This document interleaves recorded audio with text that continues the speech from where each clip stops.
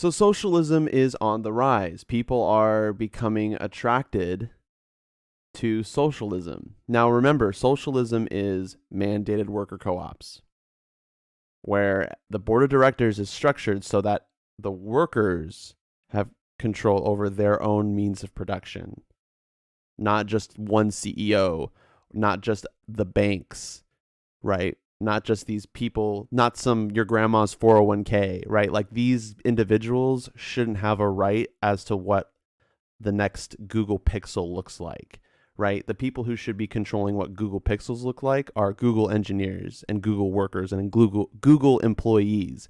They should have a say at the table. So that's socialism. Socialism is on the rise. Now, BreadTube wants to shift this narrative to social democracy is on the rise. They want to pretend that socialism is not workers' ownership of the means of production. They want to pretend that as much as possible because they don't like what's being said here. So take a look at Kyle Kulinski and how he responds to this. So there's this new poll out from Axios, and there are some stunning findings in it. Let me show you. In 2019, 58% of Americans aged 18 to 34 reacted positively to the word capitalism. That's plunged to 49% today. So now it's just under 50%. That's incredible. Back then, 39% of all U.S. adults viewed socialism positively. That has since ticked up to 41%. Socialism has positive connotations for 60% of Black Americans, 45% of American women, and 33% of non-white Republicans. I want to clarify to everyone, socialism is being discussed here. Socialism, worker ownership of the means of production. Socialism is being discussed here. So these are big moves, guys. Only 48% of American women view capitalism in a positive light, down from 51% 2 years ago. And so they also go on to say, today, 18 to 34-year-olds are almost evenly split between those who view capitalism positively and those who view it negatively. So it's 49% positively, 46% negatively. 2 years ago, you ready for this? It was 58% positive and 38% negative. So, I mean, listen, what's happening? It doesn't take a genius to figure this out, man. The pandemic happened, and then people realized, oh shit, the government came in and gave me a little stimmy love, and that shit was helpful, and I like it, and we should do more of that.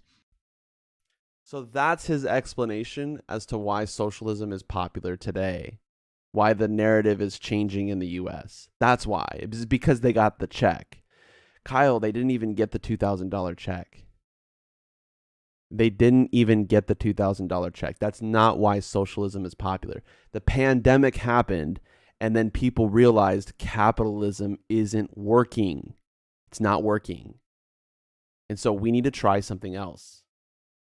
Socialism is when the workers own the means of production, not the CEOs, not the banks.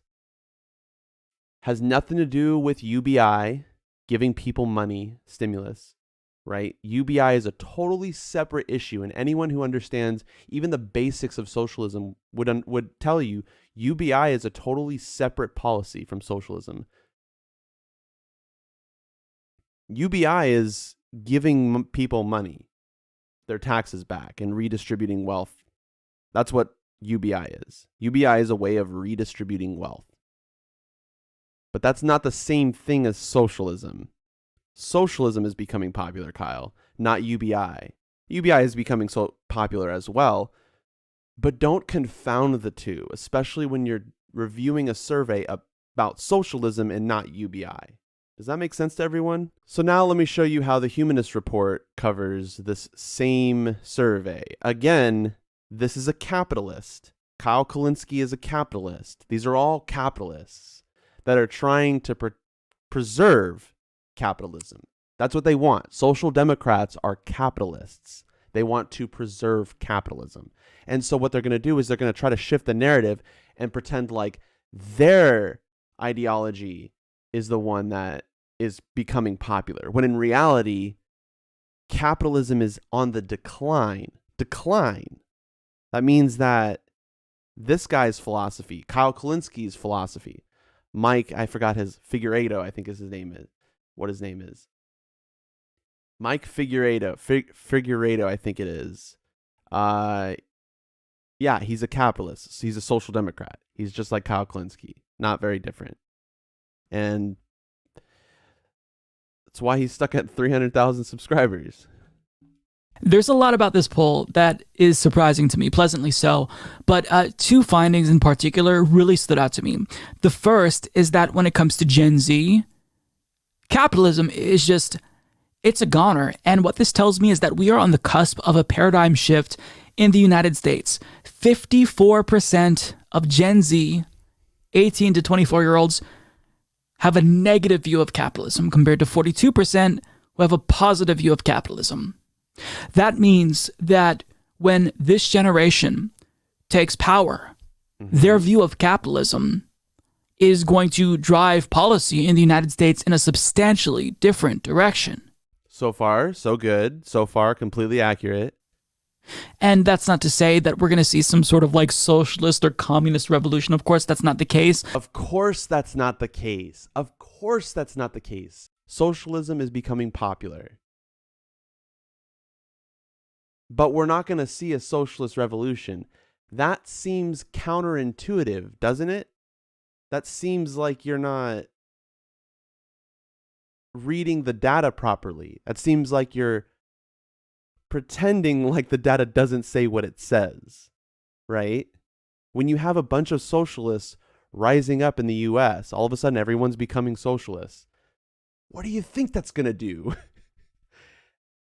Oh, it's not going to cause a socialist revolution. Really? Here's my question to Mike here. How do you think every other socialist revolution happened? Do you think socialism wasn't popular in those countries? Like China. China's socialist revolution, right? Do you think that a bunch of non-socialists got together and said, you know what we should try? Socialism. No, of course not. What happened is socialism became popular, and then they had a socialist revolution.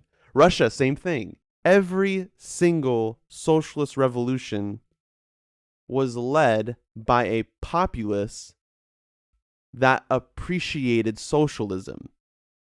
That's how socialist revolutions work. That's why they're called socialist revolutions and not insert something else revolution. Okay, does that make sense? But this is how BreadTube spins it. This is what Sam Cedars probably going to say. This is what, I mean, they're all going to spin this as though social democracy is the thing that Americans are appealed towards, not socialism, even though the survey directly asks about socialism and shows that socialism is on the rise. Socialism, not social democracy, not a UBI, but socialism is on the rise. That's really cool to me. And I think what that says is that we're getting closer and closer to either massive socialist reforms or a socialist revolution. One of those two things is going to happen. That's a logical consequence to the data. If the data trends keep going, that's a logical consequence. A socialist revolution or a socialist reforms.